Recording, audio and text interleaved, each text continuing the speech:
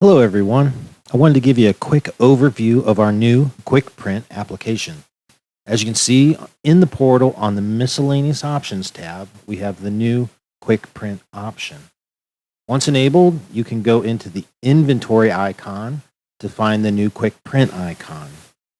When you launch the application, you're presented with two choices on how to print.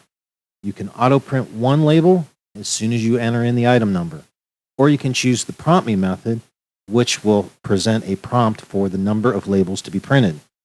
All right, so once I go in and I enter in my item number, it immediately gets printed. I can use a lookup if I need to find an item that I don't have a label for, and it prints. I can also key in an item number, and I have my label. All right, so I'm going to back out of the application. I'm going to go back in, and this time I'm going to choose the Prompt Me method. Once I enter in my item number, then I am presented with the label quantity prompt where I can key in the quantity that I wish to have printed. Or after I scan my item in, I could also scan a barcode into the label quantity prompt to receive my labels.